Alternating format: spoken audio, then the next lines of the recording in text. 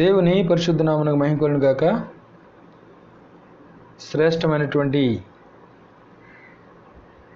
మరొక దినాన్ని ఈ మాసంలో దేవుడు మనకు అనుగ్రహించినందుకే దేవునికి స్తోత్రం చెల్లిస్తూ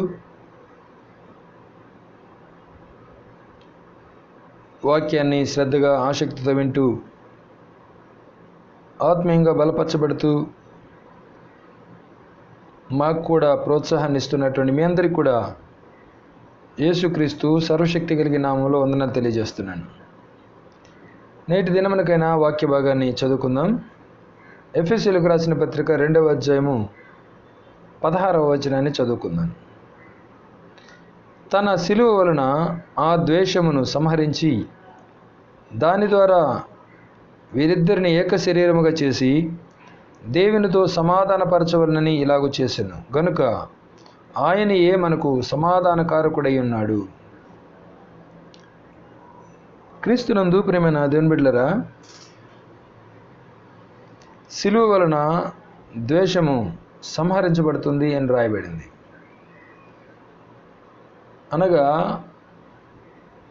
ద్వేషము సంహరించబడడానికి సరైనటువంటి ఆయుధము ఏంటి అని గమనిస్తే అది యేసుక్రీస్తు యొక్క శిలువ అని బైబిల్ మనకు బోధిస్తుంది. ద్వేషం ఏంటి, ఎవరి మధ్యలో ద్వేషం అని మనం గమనిస్తే 1 యోహాను పత్రిక 3వ అధ్యాయము 4వ వచనాన్ని మనం గమనించినట్లయితే, పాపము చేయి ప్రతివాడును ఆజ్ఞను అతిక్రమించును, ఆజ్ఞాతిక్రమమే పాపము. దేవుని బిడ్డలారా, ఆజ్ఞను అతిక్రమించినందువలన మానవుడు పాపం చేసినవాడు అవుతున్నాడు. ఆ పాపం యొక్క జీతము మరణము అని రాయబడింది, లేక పాపం యొక్క శిక్ష మరణము అని రాయబడింది. అయితే దేవుని బిడ్డలారా, ఆ శిక్ష లేక ఆ తీర్పు మరి మానవునికి విరోధముగా పనిచేస్తుంటుండగా మరి ఒక్క వ్యక్తి ద్వారా వచ్చినటువంటి పాపము మానవులందరికీ శిక్షావిధి కలుగుటకు కారణమై ఉండగా ఆ యొక్క ద్వేషాన్ని యేసుక్రీస్తు శిలువ ద్వారా సంహరించాడు. రోమీయులకు రాసిన పత్రిక 5వ అధ్యాయము 6వ వచనాన్ని మనం గమనించినట్లయితే, ఏలయనగా మనం ఇంకా బలహీనులమై ఉండగా అని రాయబడింది. క్రింద భక్తిహీనులము అని రాయబడింది. దేవుని బిడ్డలారా, 8వ వచనంలో మనమింకను పాపులమై ఉండగా అని రాయబడింది. 10వ వచనంలో శత్రువులమై ఉండగా అని రాయబడింది. పాపము చేయుట ద్వారా మానవుడు బలహీనుడైపోయాడు, భక్తిహీనుడైపోయాడు, పాపి అయిపోయాడు, దేవునికి శత్రువుగా మారాడు. ఈ శత్రుత్వం లేకపోతే ఈ ద్వేషము దేవుని బిడ్డలారా కేవలము శిలువ ద్వారా మాత్రమే అది సంహరించబడగలదు. అందుకే యేసుక్రీస్తు శిలువను మోయవలసి వచ్చింది. అందుకే యేసుక్రీస్తు శిలువను దేవుని బిడ్డలారా యాక్సెప్ట్ చేయవలసి వచ్చింది. గమనించినట్లయితే యోహాను సువార్త 19వ అధ్యాయం 17వ వచనం చదువుకుందాం. వారు యేసును తీసుకుని పోయిరి, ఆయన తన శిలువ మోసుకొని కపాల స్థలం అను చోటికి వెళ్ళెను. హెబ్రీ భాషలో దానికి గొల్గొతా అని పేరు. దేవుని బిడ్డలారా, యేసు ప్రభు శిలువ మోసుకొని ఎక్కడికి వెళ్ళాడంట? కపాల స్థలము. కపాలము అనగా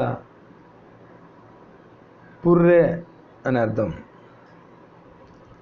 దేవుని బిడ్డలారా, మనము చనిపోయిన వారి యొక్క ఆ పుర్రెను మనం గమనిస్తే అందులో ఏమీ ఉండదు. జ్ఞాపకం చేసుకోవడానికి కానీ, పగ తీర్చుకోవడానికి కానీ, దేవుని బిడ్డలారా శత్రుత్వం కంటిన్యూ చేయడానికి కానీ ఆ పుర్రెలో ఏమీ ఉండదు. అందుకని యేసు ప్రభు శిలువను మోసుకొని కపాలం అనే స్థలమునికి వెళ్ళాడు. అనగా మన మీద ఉన్నటువంటి ద్వేషము దేవుని బిడ్డలారా తొలగించబడింది. ఈ శిలువ ద్వారా లేక కపాలం అనే స్థలమునకు ఆ శిలువను మోసుకొని వెళ్ళటం ద్వారా యేసుక్రీస్తు యొక్క కల్వరి ప్రేమ దేవుని బిడ్డలారా మన పట్ల బయలుపరచబడుతుంది.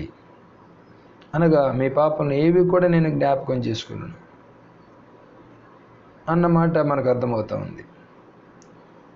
రెండవది గమనించినట్లయితే దేవుని బిడ్డలారా, ఈ యొక్క సిలువను కపాలం అనే స్థలమునకు మోసుకొని వెళ్ళి అక్కడ ఊరి బయట మన పాపములన్నిటినీ యేసుక్రీస్తు పారవేశాడు.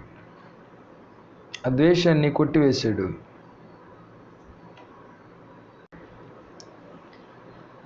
కనుక దేవుని బిడ్డలారా, ఎప్పుడైతే ద్వేషాన్ని కొట్టివేశాడో లేక ద్వేషాన్ని సంహరించాడో తండ్రి అయిన దేవునితో మనకు సమాధానం ఏర్పరచబడింది.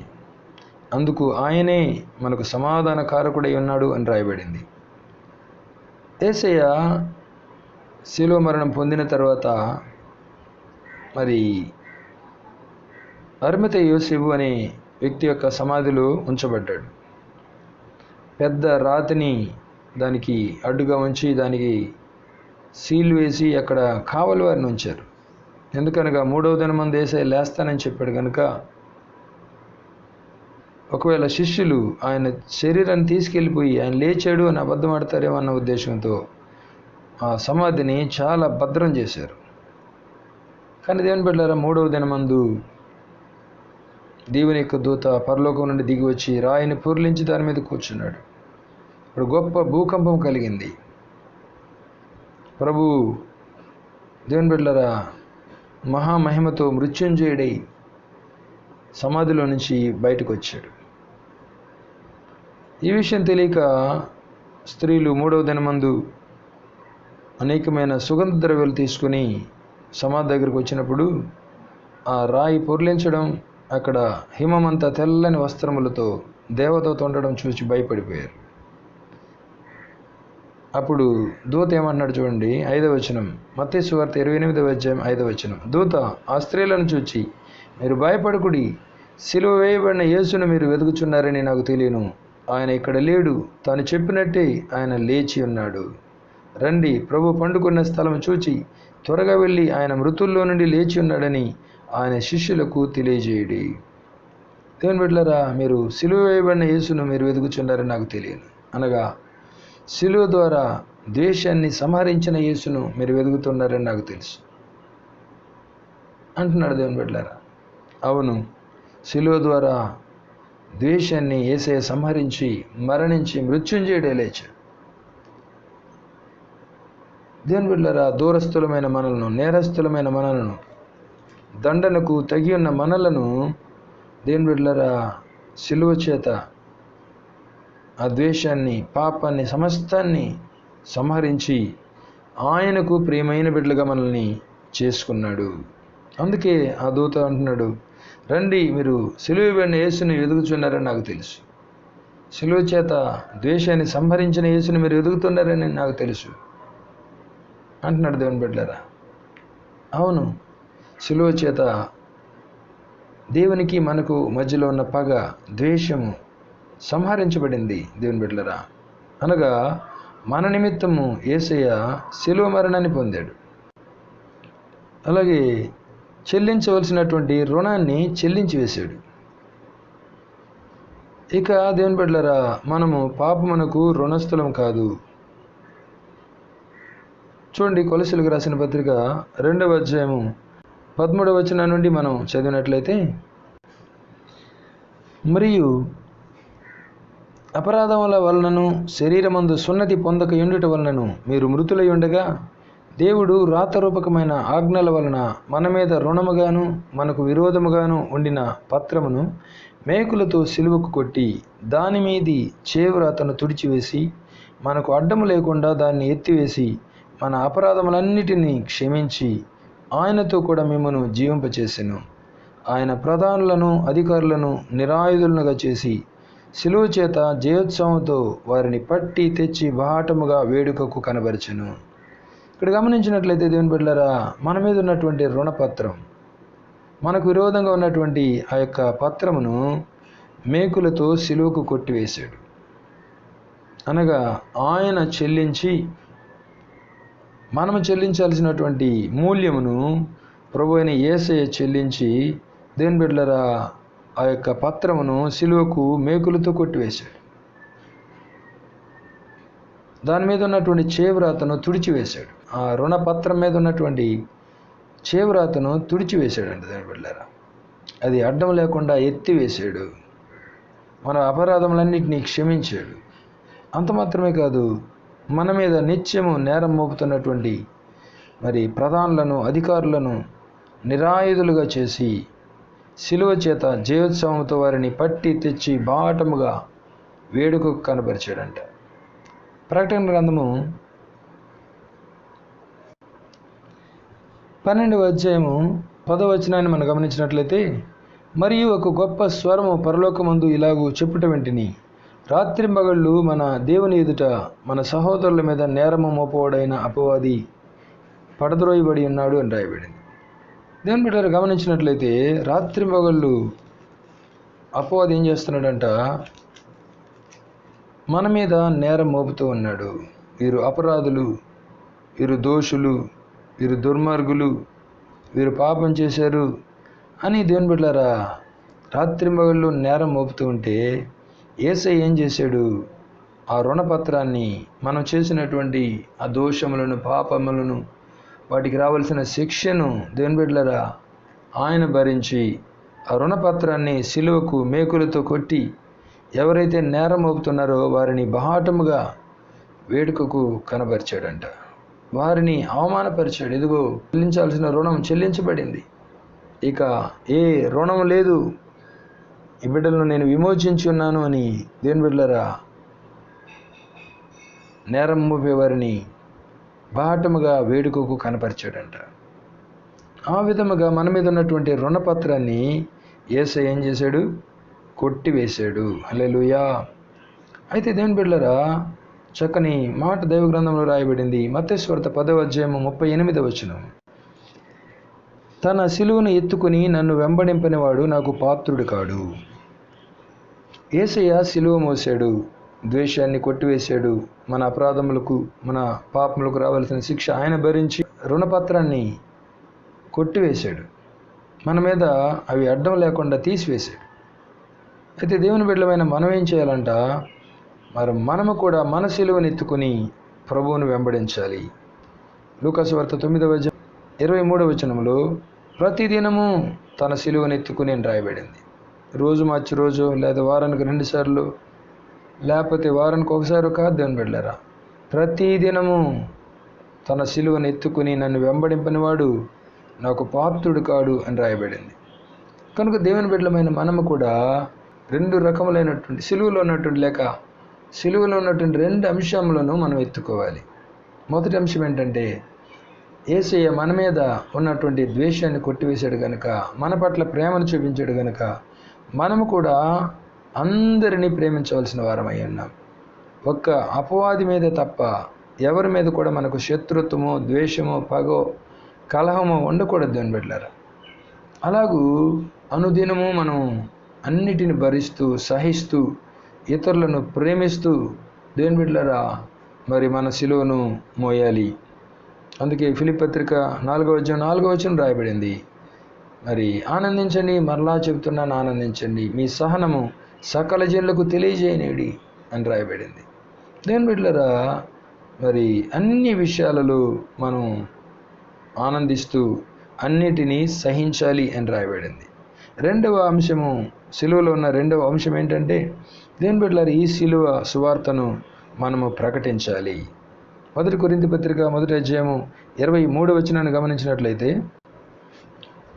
అయితే మేము సిలువ వేయబడిన క్రీస్తును ప్రకటించుచున్నాము అని రాయబడింది.